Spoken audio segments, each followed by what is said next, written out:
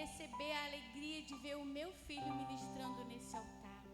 Altar, Senhor, que tu sabe que eu o consagrei, e desde a sua gestação, o bisavô dele já avisava ele que ele seria o homem que ele já é. E eu quero te agradecer, Senhor, por essa oportunidade, pela bênção que é a minha nora, que é o meu filho, e pela família que o Senhor constituiu através deles, porque eu creio que eu ainda verei, Senhor, a família deles crescendo, Pai. Abençoa, Senhor, aquilo que ele vai falar, seja mel ou seja fel, Senhor, mas ministra aos nossos corações através dele, em nome de Jesus, amém.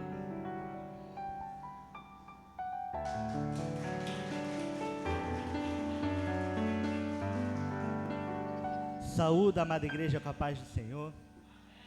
Não sei se você notou, mas hoje é um culto diferente. Então hoje eu não vou pedir para você sentar não, vou pedir para você ler em pé comigo, abrir a sua Bíblia em Jó, no seu capítulo 19,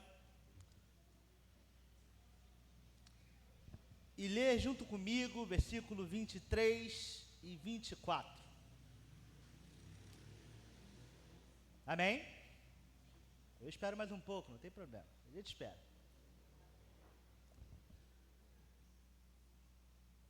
Vamos lá, podemos? Amém? Amém. Glória a Deus. A palavra de Deus diz assim: quem dera as minhas palavras fossem registradas, quem dera fossem escritas num livro, fossem talhadas a ferro no chumbo, ou gravadas para sempre na rocha. Só até aqui, podeis assentar. Para quem ainda não me conhece, meu nome é Maxwell, mas pode me chamar de Max, irmão, menino do louvor e quase qualquer coisa que eu atendo. Eu sou casado com a linda moça da mídia, a Chaísa, a quem carinhosamente chamamos de Chay. E hoje eu estou muito feliz de trazer a palavra. Mas antes de entrarmos na palavra, eu gostaria de fazer a você uma provocação que Deus fez a mim quando me dava essa palavra. Eu gostaria que você meditasse e de fato pensasse um pouco sobre isso. Numa geração onde falamos tanto de legado, onde nos preocupamos com aquilo que vamos deixar, quando nos preocupamos o que deixaremos para as nossas crianças, ou como se lembrarão de nós, eu gostaria de perguntar a você, se você nessa noite pudesse ter algumas palavras, algumas frases registradas para as próximas gerações, palavras que não se apagariam, não se perderiam e estariam inteiramente ligadas a você pelo resto da vida até que o Senhor voltasse, que palavras você deixaria no tempo? Eu gostaria que você pensasse nisso. Eu não sei pelo que você passa, eu não sei se esse momento é um momento de alegria ou de tristeza, é um momento de ansiedade ou de angústia, mas se você pudesse nessa noite deixar algo para as próximas gerações, o que é que você deixaria? Será que você falaria do Senhor? Será que você diria algo como não desista, siga em frente? Será que você diria algo motivacional? Talvez você dissesse algo como Salomão, algo um pouco mais negativo, algo como tudo é vaidade? Talvez suas palavras não fossem tão alegres. Mas se você pudesse deixar algumas palavras, o que você deixaria? E eu gostaria que você pensasse nisso durante a mensagem, porque nós vamos falar sobre Jó nessa noite. Mas antes de entrarmos na palavra dita, eu gostaria de abrir um parênteses. Enquanto eu estava vindo com a Chay para a igreja, ela me perguntou: meu bem, você vai falar por que você está de terno? Afinal, não é todo dia que você está de terno. E, graças a Deus, as duas únicas mulheres que podem me corrigir presencialmente estão aqui, né? Elas podem me chamar de mentiroso ou qualquer outra coisa. Está ali, minha esposa e minha mãe. E eu acho que a última vez que eu usei um terno foi no meu casamento há 6 anos. Então assim, eu não gosto de terno. Me parece quente, eu fico preso, sabe? Eu entendo que os pastores sentem, né? Negócio. Amém. Mas, quando o Senhor me deu essa palavra 2 meses atrás, eu estava orando, o pastor ainda não tinha me dado data. Na verdade, eu nem estava escalado para pregar ainda, quando o Senhor me deu essa palavra. Eu estava sozinho, e o Senhor começou a ministrar comigo em Jó e em João, ao mesmo tempo. Ele ministrou 2 palavras, e ele me disse: a próxima vez que você pregar num domingo, você vai estar de terra. E eu olhei assim, eu sozinho em casa, um pouco incrédulo, admito. Falei: pai, tem 2 problemas. 1, não gosto de terra. 2, terra é caro. Provavelmente não vou ter um terra. E eu fiquei, isso era uma terça-feira, fiquei até quinta orando, e a ideia da palavra e do terno não saíam da minha mente. E aí, quinta-feira, todo tímido, virei para a Chaísa, falei: amor, então, Deus falou um negócio comigo estranho, vê aí o que você acha. Falei com ela, ela olhou para mim e falou: olha, se Deus quiser, Ele vai dar um jeito, mas você sabe que a gente não tem dinheiro hoje, né? Eu falei: eu sei, falei isso com ele também, tem não, não dá. E isso era uma quinta-feira, e sexta-feira iríamos ao shopping para comemorar o aniversário da minha esposa, junto com uma amiga. E a gente orou naquela noite, fomos dormir, e na sexta-feira de manhã, a gente acordou por volta das 9, 10 horas, que a gente gosta de dormir.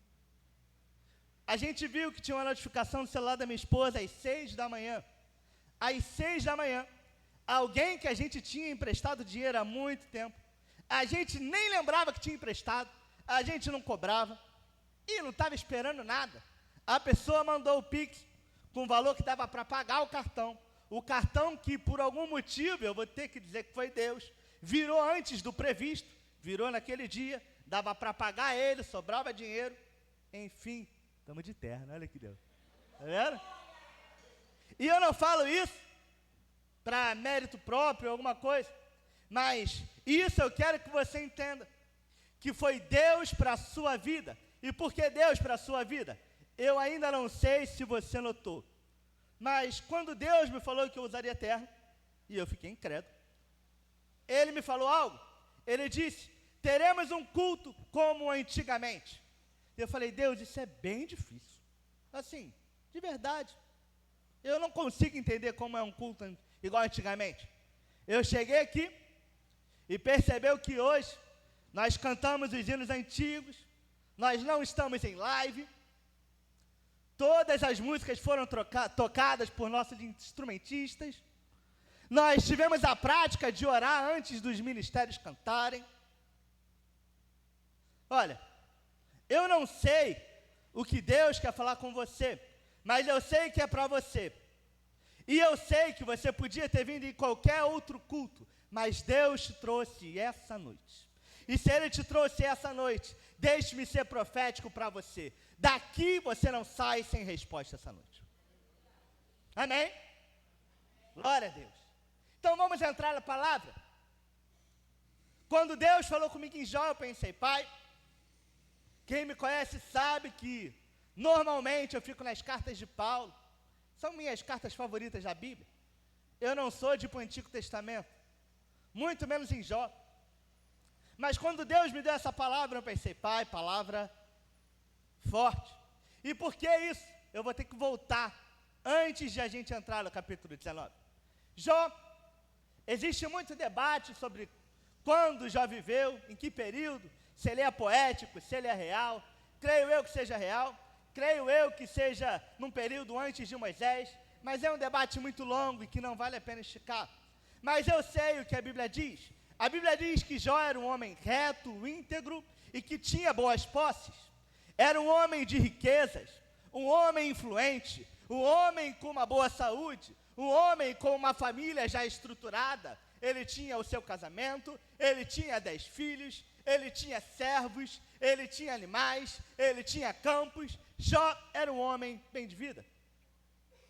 E a Bíblia vai nos dizer, lá no primeiro capítulo ainda, que Deus se agradava da vida de Jó. E a Bíblia nos conta mais.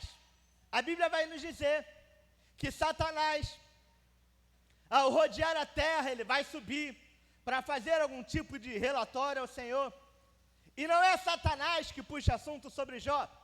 É Deus que olha para Satanás e fala: vixe, meu servo Jó. Olha, imagina ter uma vida tão reta e tão íntegra. Ser alguém que está tão dedicado ao Senhor, a ponto do próprio Senhor falar de você nas conversas. Esse é Jó. Esse é um homem que o Senhor está diante do trono olhando para a vida dele. E Deus, como quem não quer nada, puxa assunto. Vixe, meu servo Jó. E Satanás, ele é incrédulo. Ele olha para Deus e fala: olha, até vi, e eu vou fazer um resumo autoexplicativo, com a minha maneira de falar, para sermos mais rápidos. Satanás vai falar para Deus: assim é mole. Ele tem tudo. Ele tem boa saúde, ele tem boa família, não está tendo problema em casa, ele não tem problema com dinheiro, ele é influente, tem servo, tem coisa beça. Assim é fácil te adorar.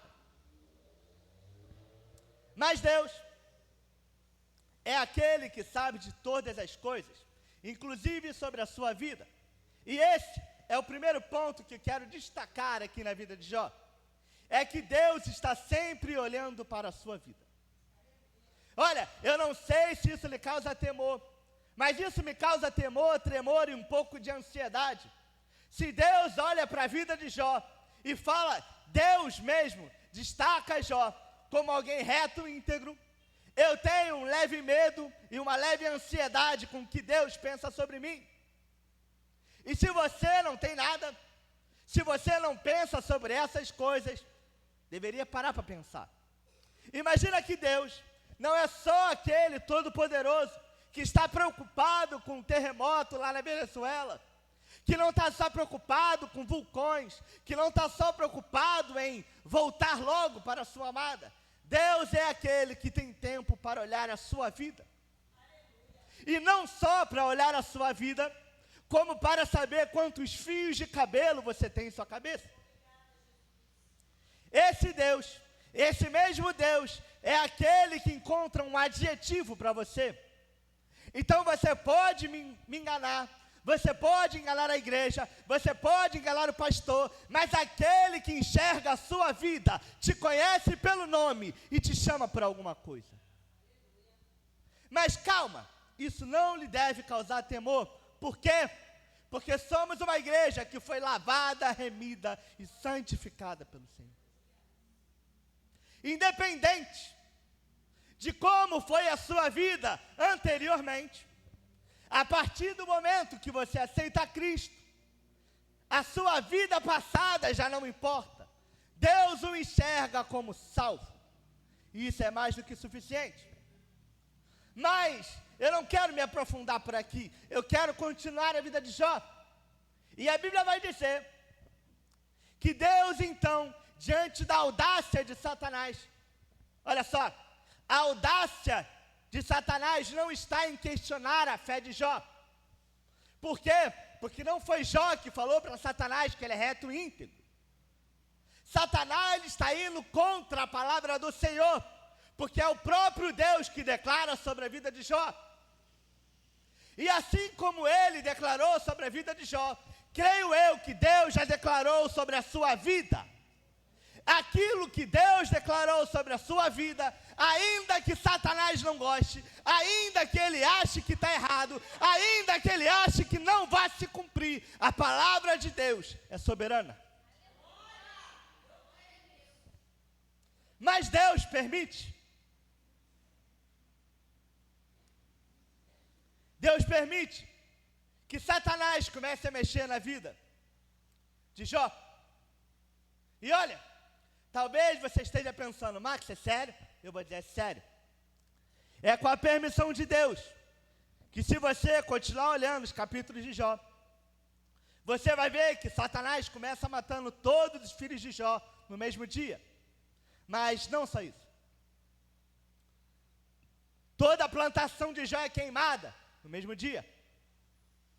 Mas não só isso. Todo o gado de Jó também é morto no mesmo dia. Imagina, você tem uma vida bem estruturada, uma vida que já está pensando numa boa velhice, talvez pensando numa boa aposentadoria. Às vezes eu gosto de pensar que eu vou ter uma, mas eu não tenho certeza. Mas imagina Jó vivendo uma boa vida.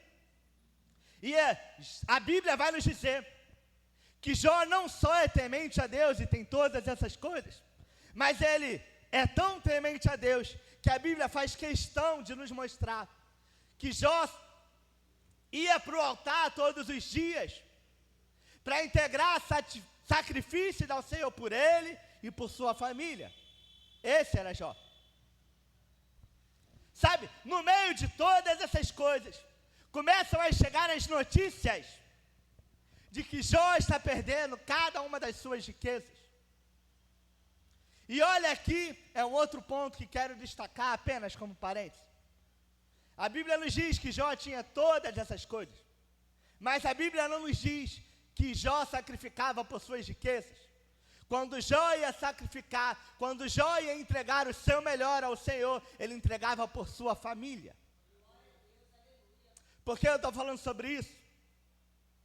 Você até pode orar por sua economia, pode orar por sua causa na justiça, pode orar por sua saúde, está tudo bem.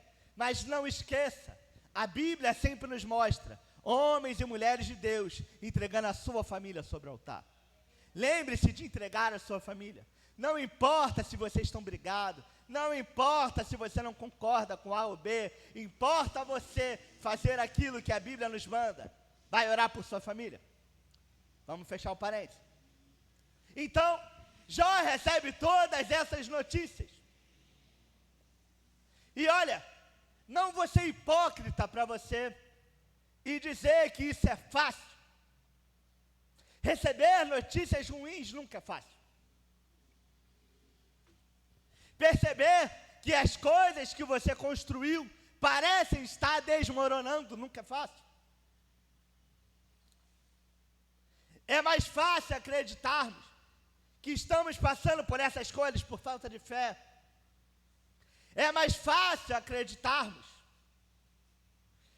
que estamos passando por um deserto, mas é difícil colocarmos em nosso coração que às vezes Deus permite que passemos por dias difíceis, dias de dor, dias de luta.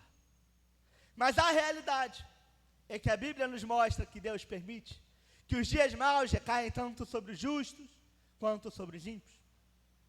Mas a história de Jó não para aqui. A Bíblia vai nos dizer que novamente Satanás se apresenta diante do Senhor. E aqui é puramente coisa da minha cabeça. É coisa da minha cabeça, mas eu vou dizer. Eu imagino Deus olhando para Satanás, mais ou menos igual a gente olha para um amigo, quando a gente avisou que ia dar alguma coisa, a pessoa não acredita. Sabe, eu imagino Deus olhando tipo, falei que ele não ia negar. Mas Satanás continua incrédulo, não sobre a vida de Jó, mas sobre a palavra do Senhor.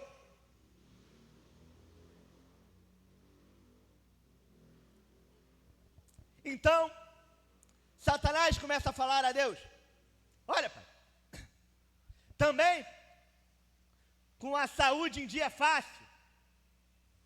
Deixa eu tocar na saúde dele para ver se ele não nega. Deixa vir a doença. Deixa ele perder influência.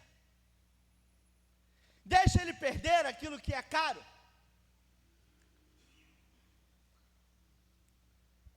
Então, Deus permite, mas ele ordena a Satanás que não tire a vida de Jó.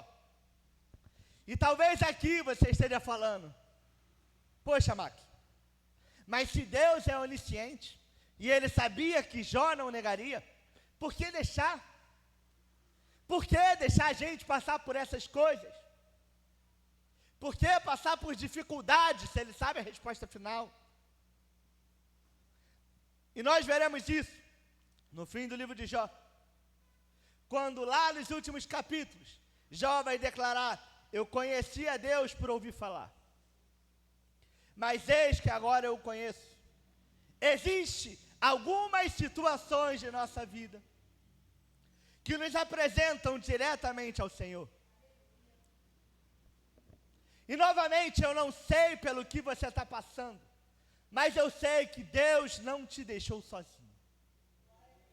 Se você continuar na história de Jó, você vai ver que as coisas ficaram tão ruins, mas tão ruins, que a Bíblia vai nos detalhar quão fortes eram as dores que Jó sentia, como a carne dele começa a se desfazer, como as pessoas, inclusive sua própria esposa, falavam para ele se não era melhor encontrar a morte logo. No meio disso tudo, a Bíblia vai nos dizer que 3 amigos vão de encontro a Jó.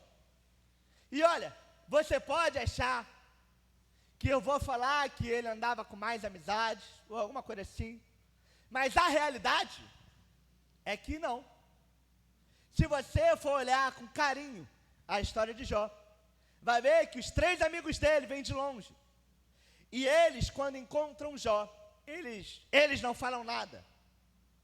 A primeira coisa que eles fazem é rasgar as suas roupas, colocar cinza sobre a sua cabeça e ficar ao lado de Jó. E aqui eu vou lhe falar outra coisa. Algumas vezes na vida, Deus não vai te chamar para falar nada para alguém. Algumas vezes, Deus te colocará no lugar certo, no momento certo, na hora certa, apenas para fazer companhia. Às vezes, Deus te levará a abraçar alguém. E nesses momentos, se Deus não falar nada para você, cala a boca.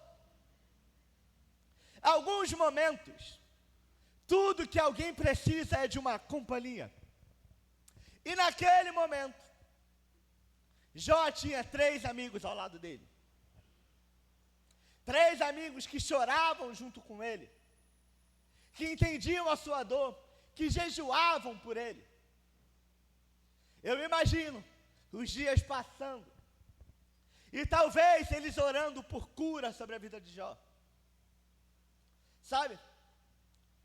Assim como a gente, algumas vezes, Deus coloca sobre nossas vidas nomes que vamos ficar anos orando e não vemos nada acontecer.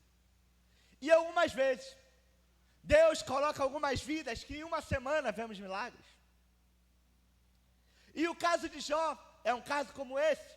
Os amigos estão ao lado dele, estão todos orando, estão todos aflitos. Mas os dias se passam e Jó não parece melhor. Então, os amigos dele começam a falar. E a gente olhando com carinho,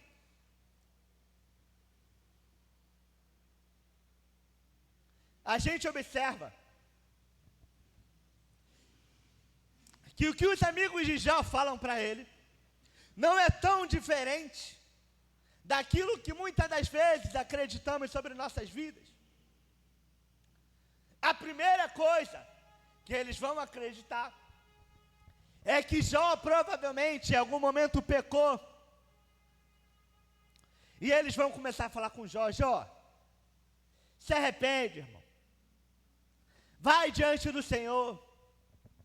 Vai diante do sacerdote. Vai diante de alguém. Dobra os joelhos. Bota a boca no pó. Ah, que saudade da igreja que colocava a boca no pó, não é mesmo? Olha, vai lá, se conserta diante de Deus, e Ele vai consertar essas coisas. E os capítulos vão passando, e o que a gente vai ter nos capítulos de Jó é justamente isso. Os amigos de Jó falando para ele se arrepender, e Jó falando que não tem pelo que se arrepender. E aí, entramos no capítulo 19. O capítulo 19 é um capítulo que nós estamos lendo. Jó falando. É um Jó já doente. É um Jó que está há dias, talvez meses, sentindo dores agudas, a ponto da Bíblia falar que ele fica pele e ossos, a ponto da Bíblia falar que as pessoas viram um rosto para ele, a ponto da Bíblia falar que as crianças zombavam de Jó. É nesse estado que já está no capítulo 19. E nós começamos o capítulo 19 com Jó defendendo aquilo em que ele acredita. Ele fala: vocês vão me esmagar com mais palavras. Olha, o cenário que eu entendo e que imagino em Jó 19 é um Jó que conhece a palavra de Deus. É um Jó que ainda não conheça o Senhor face a face. É um Jó que compreende a sua palavra. É um Jó que compreende que não pecou. E os amigos de Jó não são, eu não vou chamá-los de acusadores, mas eles têm uma definição contrária do Senhor sobre o que Jó está passando. Eles acham que Jó é apenas mais um homem orgulhoso, arrogante, um homem que já teve suas riquezas e influências e agora não quer se dobrar diante do Senhor, diante do povo e dizer que falhou. Sabe, nesse momento, a imagem dos amigos de Jó é a imagem que muitas das vezes a igreja tem do perdido. É a imagem de que, está vivendo no lamaçal porque quer. Ele é arrogante, orgulhoso. Olha tudo que está passando. Infelizmente, vivemos numa geração em que a igreja acredita que homem e mulher de Deus, cheios do Espírito, são aqueles que vivem momentos de prosperidade. Vivemos num período muito parecido com o que Jesus diz aos mestres da lei. Vocês dizem que não matariam os profetas, mas se estivessem no tempo deles, faria igualzinho. Sabe, é difícil para a gente enxergar que um homem no presídio, que um homem longe de casa, abandonado por sua família, vai ser colocado por Deus como governador. É difícil para a gente imaginar que um homem que ora seria colocado na cova dos leões. É difícil para a gente imaginar que um profeta de Deus seria colocado sobre castigos severos. Nós somos uma geração que muitas das vezes desacredita de profetas como Jeremias e Ezequiel. E acreditamos nos profetas que nunca conhecemos, mas têm 300 milhões de seguidores em qualquer lugar. Somos uma geração que não tem coragem de colocar o nome no culto de oração da própria igreja. Mas, quando o profeta fulano abre live, vamos botar o meu nome, da minha família, porque aquele lá é usado por Deus. Olha, a primeira coisa que eu quero lhe dizer, à luz da Bíblia e à luz desse capítulo, é que Deus também nos permite dias de dor. Dias de dor não é sinônimo de afastamento. Ainda que Deus na Bíblia mesmo, utilize da dor em alguns momentos para nos trazer de volta à sua presença.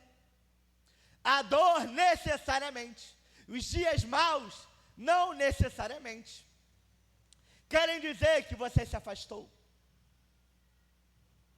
Algumas vezes,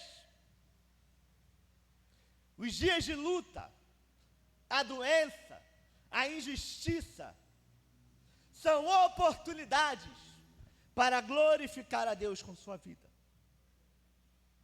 Jó tem uma oportunidade dessas. E talvez você pense, Max, está aí uma oportunidade estranha. Mas, se nós formos olharmos versículo por versículo no capítulo 19, e nós não vamos fazer isso, não hoje, mas nós vamos ver no versículo 7, que podemos passar pelo silêncio de Deus. Algumas vezes, Deus pode permanecer em silêncio.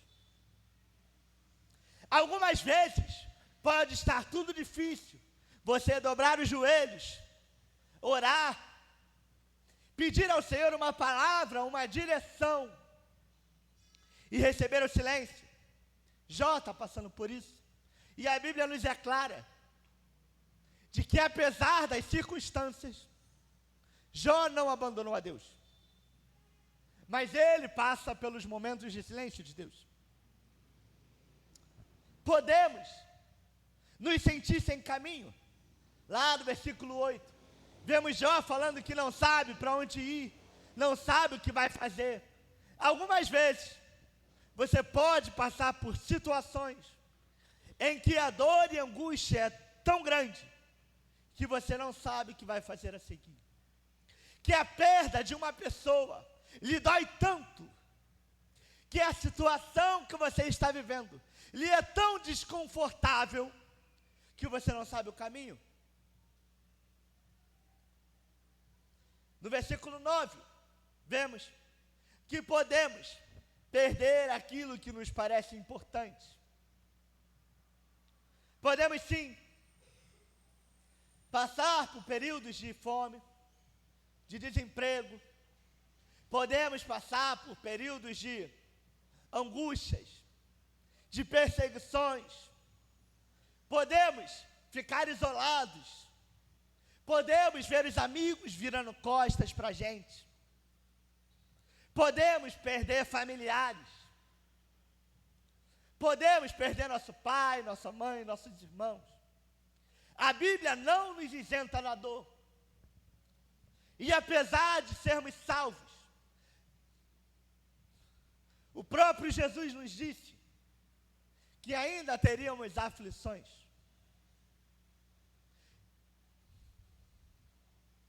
Sabe? Se você ir olhando versículo a versículo, você vai ver que Jó perde a autoridade. Jó tem dificuldades no matrimônio. Sua esposa pensa diferente dele em alguns momentos. Podemos ser motivo de zombaria. Podemos ser até odiados. Podemos adoecer. Podemos ficar de cama. Podemos ver aquele que amamos de cama. Podemos ser perseguidos. O Evangelho não vai nos isentar disso. Mas, lembra da pergunta que lhe fiz no início dessa mensagem? Se você tivesse a oportunidade de deixar algo escrito para a eternidade, para as próximas gerações, o que você deixaria? Está lembrando o que você falou aí para si mesmo?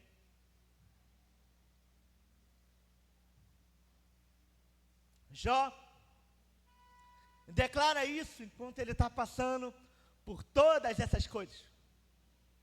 Jó não está doente lembrando de quando foi perseguido. Ele não está sendo perseguido, mas está com uma boa saúde. Ele não está com os amigos. Ah, pelo menos eu ainda tenho amigos e família do meu lado. Não. Jó está sem todas essas coisas. E quando ele ora e clama ao Senhor, não obtém resposta. Jó está passando por todas essas coisas.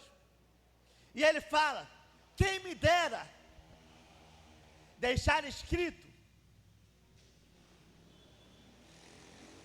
palavras como ferro talhadas em chumbo para sempre. Agora, se estivéssemos nessa situação, quais seriam as palavras que deixaríamos para as próximas gerações? Talvez seria demais a gente pensar, Jó com essa oportunidade escrevendo: tentei servir a Deus e não dá certo. Procurem outros caminhos. Olha, eu posso pensar em várias coisas que Jó poderia dizer. Mas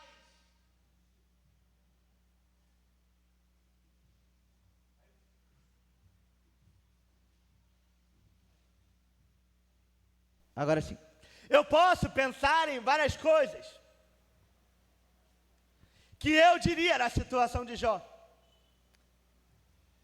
Com ele passando tudo isso, eu queria que você abrisse sua Bíblia. E se você não tem Bíblia, acompanhe pelo telão. O versículo 25 até o versículo 27. Vamos ver o que Jó, nessa situação, decide declarar.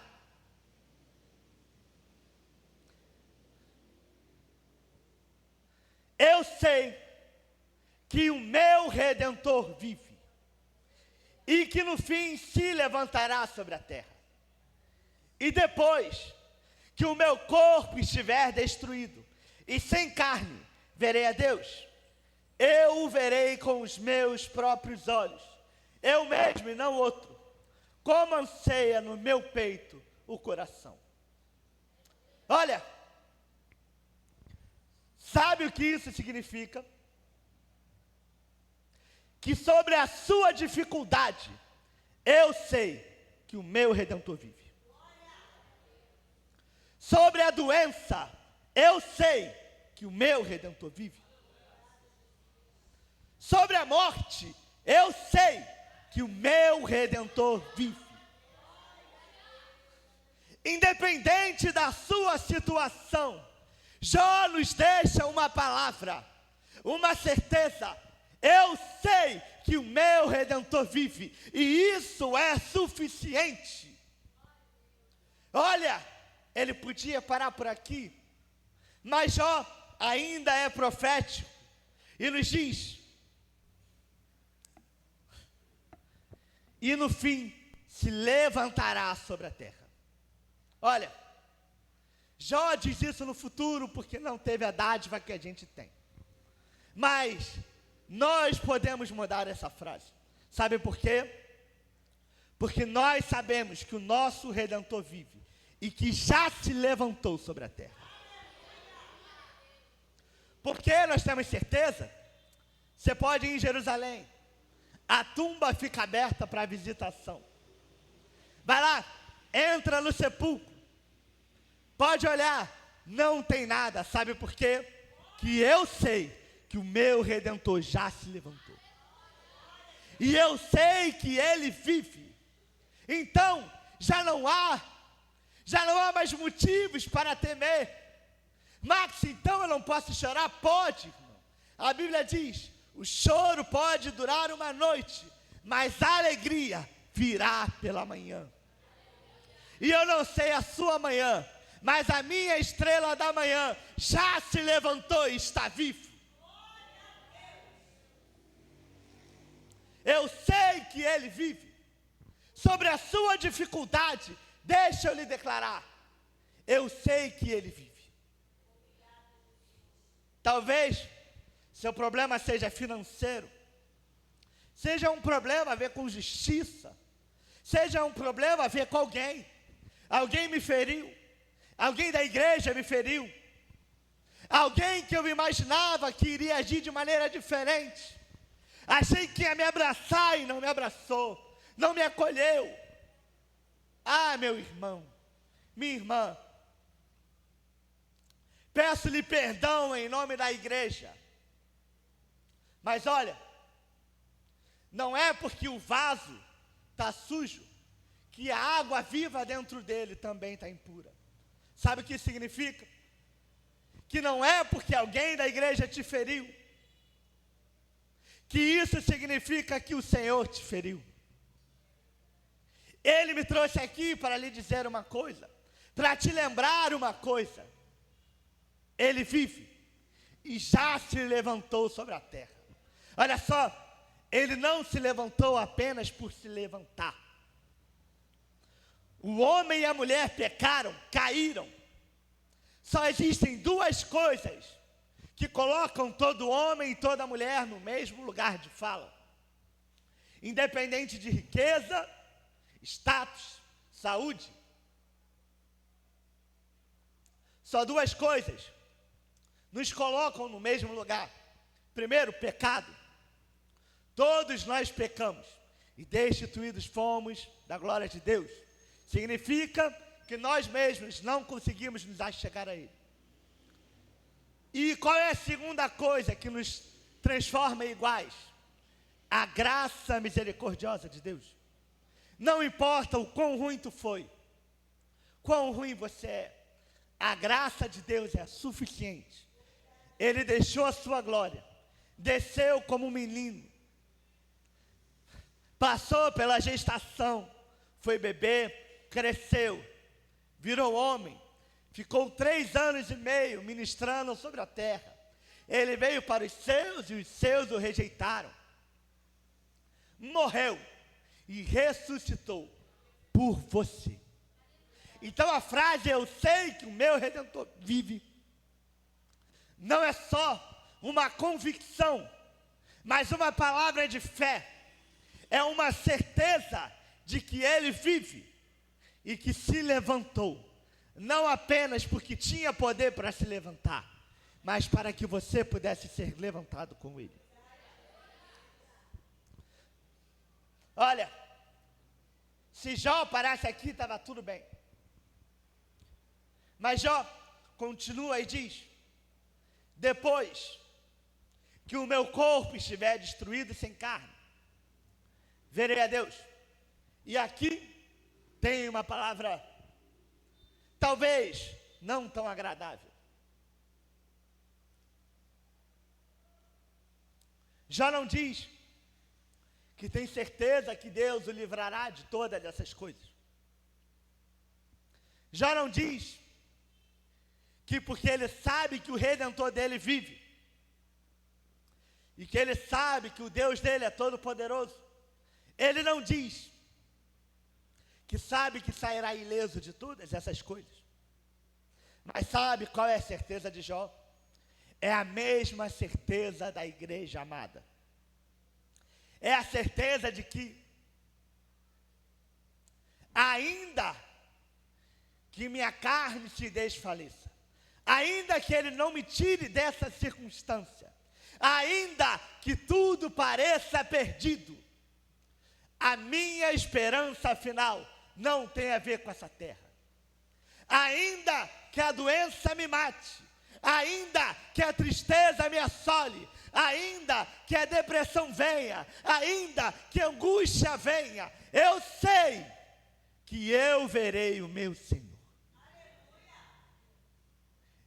Isso nos é suficiente. E o versículo 27, eu acho que finaliza a frase que ele quer declarar para sempre muito bem. Sabe por quê? Ele diz: eu verei a Deus com os meus olhos. Olha, sabe o que essa declaração quer dizer? Que você não vai ser mais um que vai subir ao céu e vai ficar lá na 30ª, milionésima fileira, vendo só um brilhinho longe, assim, sabe, um solzinho longe, falando, glória a Deus, pelo menos eu não fui para o inferno. Não. Você verá Deus com seus olhos. Você não vai chegar no céu e ver algo como me contaram que Deus é lindo. Não. Seus olhos contemplarão a face daquele que te criou. Ainda que as coisas não terminem tão bem, não esqueça, meu Redentor vive. Ele se levantou por nós e nós o veremos com os nossos próprios olhos. Sabe? O pessoal tá bom, tá vendo? Arrasou. Eu ia chamar mesmo meus amigos para subir, sabe aqui? Enquanto a gente finaliza, olha só. Nos últimos versículos do capítulo 19, temos mais uma constatação para a honra e glória do Senhor. Jó vai nos dizer nos últimos versículos que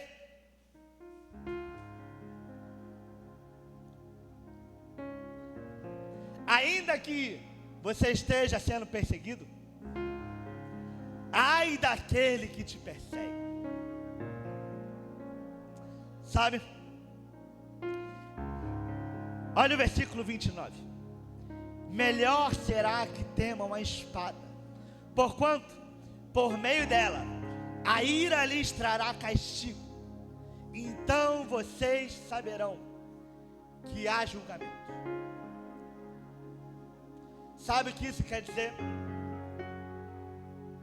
Que Deus não é injusto com aqueles que o amam. Que Deus, ainda que esteja em silêncio nos seus dias de dor, Ele não permitirá que não haja justiça sobre sua vida. Ainda que zombem, ainda que riam da sua fé, que acreditem que sua família não vai voltar a se curvar ao Senhor, ainda que acreditem que essa doença vai te matar, ainda que achem que sua fé é irrelevante, mesmo que você esteja passando por momentos de silêncio, Deus manda eu te dizer, haverá justiça. Seus olhos estão voltados para a sua vida. Ele o ama. E para não terminar assim, deixa eu contar um spoiler de como acaba a vida de Jó. Lembra dos amigos que atormentavam a Jó? Deus não taca fogo neles não, mas Deus se apresenta a eles, e o próprio Senhor os corrige. Não é quem te viu passar a prova e não te ajudou, não é isso? Mas o próprio Senhor que governa a sua vida é aquele que justificará a sua vida. Sabe a família de Jó? Deus restaura as coisas que Jó perde. A Bíblia diz que ele recupera e ganha mais. Eu não sei se o fim da sua vida, se o fim da sua adversidade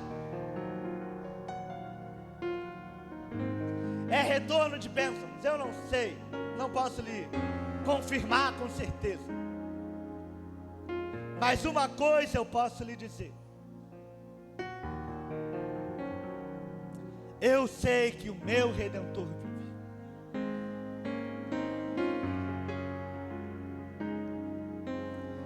Eu vou convidar você a se colocar de pé nessa noite.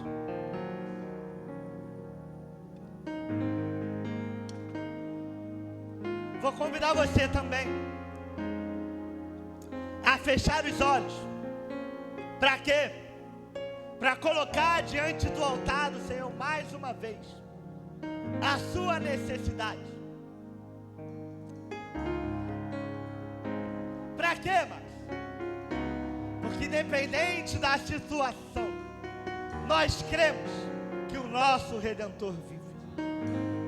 Se levantou por nossa vida. Veremos a Ele e que fará justiça sobre a nossa causa. Basta confiar. Então feche os olhos.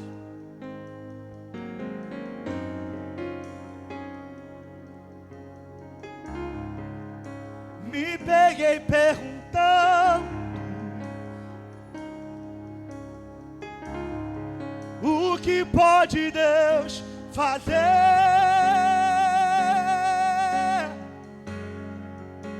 Mudar todos os planos, fazer o teu querer,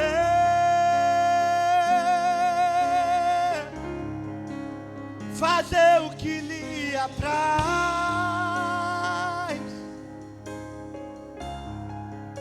sem dar explicação,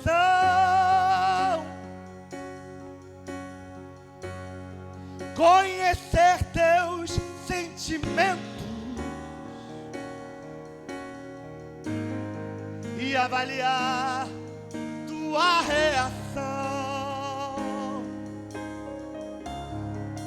E se Ele não quiser fazer o vento cessar, e se Ele não quiser o mar acalmar, e no meio dessa tempestade apenas te restar a voz de um adorador.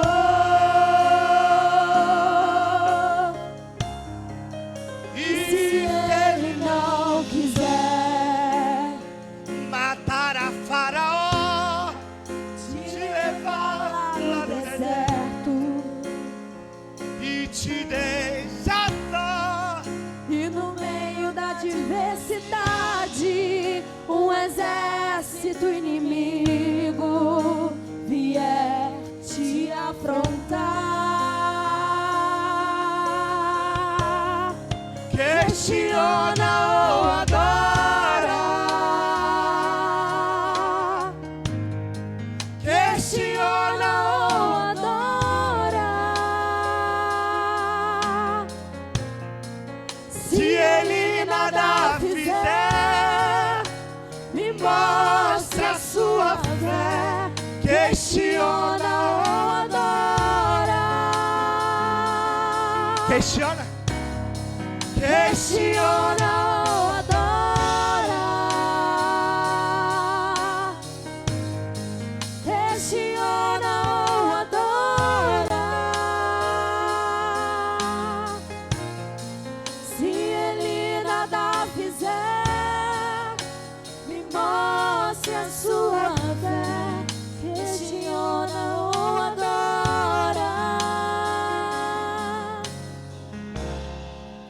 sabe? Olha, Deus não preparou esse culto apenas para você saber que Ele vive e está do seu lado. Não. Eu quero dar oportunidade a você nessa noite. A você que por algum motivo se afastou da presença do Senhor, ou às vezes já não está mais em comunhão, já não sente mais aquele fervor do Senhor. A própria vida lhe colocou em situações complicadas. Você sentiu a dor, talvez o luto, talvez a doença, talvez a depressão. Eu vou convidar você essa noite a vir aqui na frente. Sabe? A gente quer te abraçar. A gente é uma igreja abraçadeira, sabe? É uma igreja que ama orar com você. Então, se por algum motivo você se afastou da presença de Deus, eu quero te convidar a vir essa noite.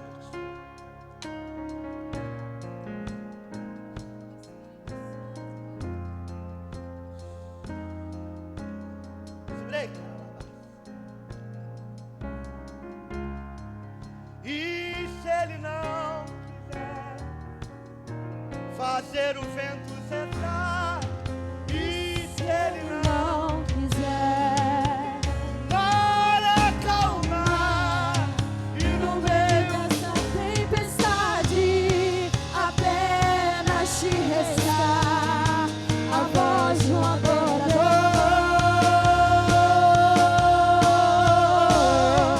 E se Ele não quiser mandar a Faraó te levar lá no deserto e te deixar só, e no meio da diversidade um exército inimigo vier te afrontar. Respira, respira, respira. Sabe, vou fazer um último convite essa noite. Quero convidar você nessa noite. Que pelas dificuldades na vida, pelos desertos da vida, pela dor, se sente sozinho. Olha, nos deixe nessa noite, independente da sua situação, posição, se você é membro, se você não é membro. Deixa a gente ser uma família você nessa noite. Deixa a gente chorar com você nessa noite. Deixa a gente orar com você nessa noite. Eu não vou perguntar que tipo de coisa você está passando. Mas se você está passando pela dor e você acredita que está sozinho, deixa-nos ser uma igreja que cura hoje com você. Vem aqui à frente também, deixa a gente orar contigo. Deixa a igreja amada do Senhor ser bálsamo para a sua vida.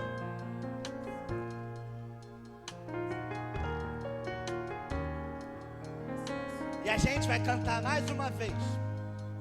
E se você decidir que quer estar aqui na frente e orar com a gente, amém. Mas se você decidir que não, tá tudo bem também. E que o Senhor lhe dê outras oportunidades. Então vamos louvar mais uma vez. E se Ele não quiser fazer o vento cessar, e se Ele não quiser para acalmar, e no meio dessa tempestade apenas te restar a voz de um adorador. e se Ele não essa doença curar, Te levar lá no deserto e te deixar só, e no meio da diversidade um exército inimigo vier te afrontar. eu prefiro adorar. Eu prefiro adorar. Adore ao Senhor. Eu prefiro adorar. Se Ele nada fizer, eu uso a minha fé. Eu prefiro adorar.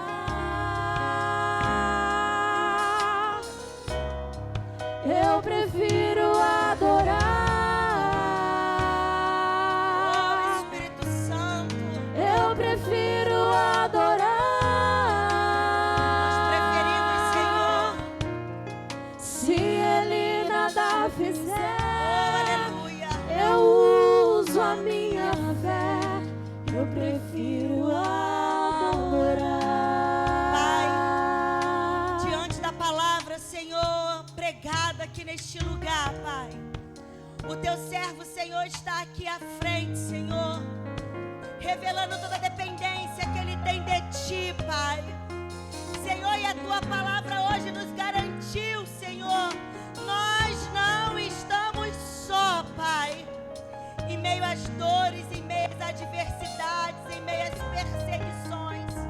Como é bom saber que nós temos um Redentor que vive e que todos os dias, aleluia, está conosco para atravessar com a gente, quer seja as águas de um rio, quer seja as chamas, e isso não nos causar dano.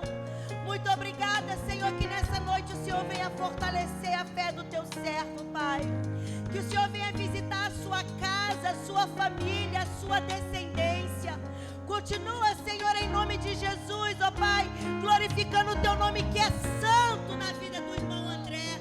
Continua ministrando o teu poder, a tua graça, Pai, sobre a vida dele. Ah, Senhor, muito obrigada, Pai. Muito obrigada, porque quando ele foi posto à prova, Senhor, por uma questão de enfermidade sobre a sua casa, questionando a esse Deus que ele serve, ele escolheu te adorar, ele escolheu estar aqui louvando com os homens, ele escolheu te servir, Pai. Então honra, eu te peço, papai, a fé do teu servo. Abençoa a fé da tua igreja, Senhor. Que nós possamos entender, Pai, que tudo aquilo que nós temos colocado diante do teu altar, Pai, como uma oferta de adoração ao teu nome, Pai, nos fará viver um tempo de restituição em nossas vidas, Pai. Muito obrigada, Jesus. Muito obrigada por esse culto. Muito obrigada, Jesus, por cada pedido de oração que chegou até nós. Muito obrigada, Senhor, porque nós confiamos, Senhor, que o Senhor fará todas as coisas em nosso meio. Entregamos a Ti cada família que está enfrentando luto, Pai. A família da irmã Delma, a família da irmã Marli, Senhor, Pai. Que o Senhor venha ser o consolo, Pai. Que o Senhor venha abraçar essa casa, Senhor, nessa noite. Nós colocamos diante de Ti os pedidos de oração. Pai, chegou uma oração até nós muito específica sobre a vida de uma jovem chamada Eduarda, Pai. Põe essa jovem em liberdade para a glória do Teu nome. Traz cura, traz libertação, Senhor. Traga paz sobre a mente dessa jovem, Senhor. Também coloco diante de Ti a vida do meu primo Davi, Senhor, de apenas 12 anos. E nesses 12 anos, Senhor, indo de médico em médico, e ninguém diz o porquê que ele convulsiona, Pai. E hoje, no aniversário dele, ele fez mais uma convulsão, Senhor. Pai, mas eu te peço em nome de Jesus, porque nós sabemos que Tu és o Deus que faz impossível no meio do Teu povo, Pai.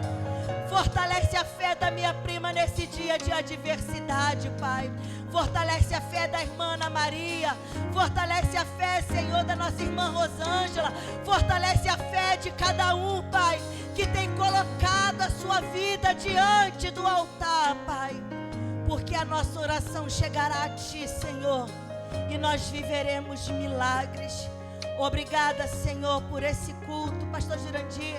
Obrigada, Senhor, por esse culto. Obrigada por essa semana que se inicia. Obrigada, Jesus, por essa oportunidade que o Senhor nos dá de Te servir. Nos guarda, Jesus. Nos leva para nossa casa debaixo das Tuas asas, Senhor. Nos conceda uma semana de vitória. Uma semana, Senhor, onde a nossa fé estará alicerçada na Tua palavra. Nos fortalece. Não deixe essa semente cair por terra, Pai. Mas que essa palavra pregada hoje venha fazer, Pai, 100 por 1, Pai, em nosso coração, Senhor. Continua abençoando a vida do Max. Continua abençoando a sua família, para que ele possa continuar te servindo com excelência, Pai. Glorifica Teu nome por essa igreja. Glorifica Teu nome pela vida de cada um aqui presente. É a oração que fazemos fazemos nessa noite e a fazemos no nome de Jesus. Amém e amém. Você pode aplaudir a Jesus.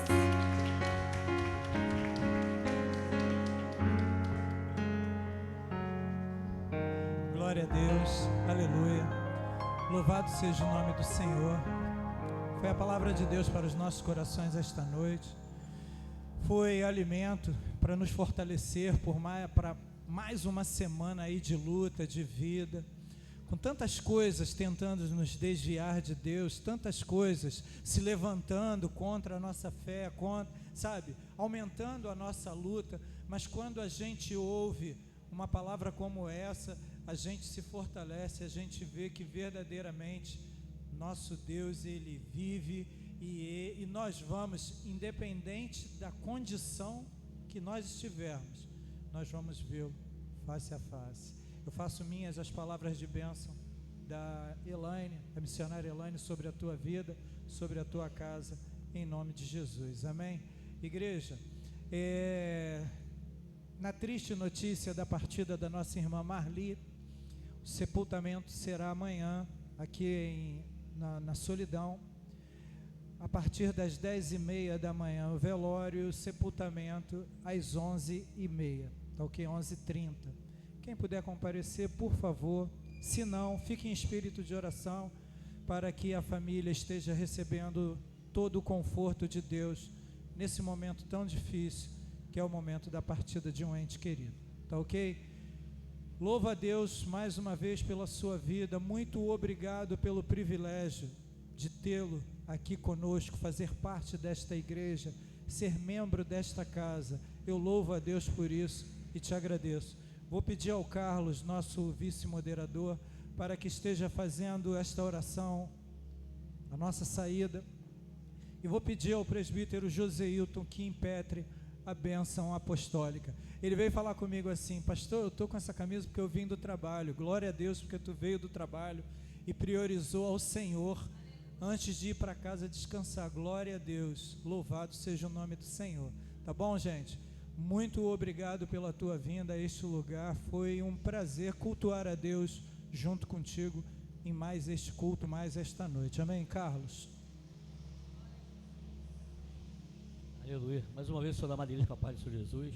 Max, meu netão, Deus continue te abençoando, te usando muito.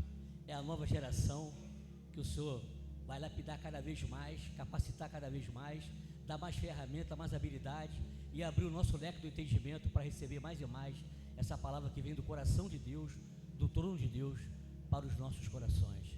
Agora vamos ir para casa embaixo da forte mão do Senhor Jesus. Senhor nosso Deus e amado Pai, fico feliz, meu Pai, fico maravilhado, porque, meu Pai, a família Belfor Roxo, meu Pai, foi servida por Ti com uma palavra abençoada que veio do Teu coração para os nossos corações, meu Pai.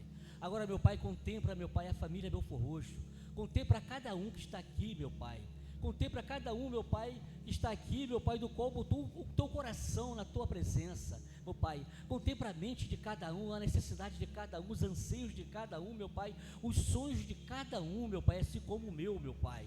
E que tivemos uma semana, meu Pai, embaixo da Tua forte mão, abençoada por Ti, meu Pai.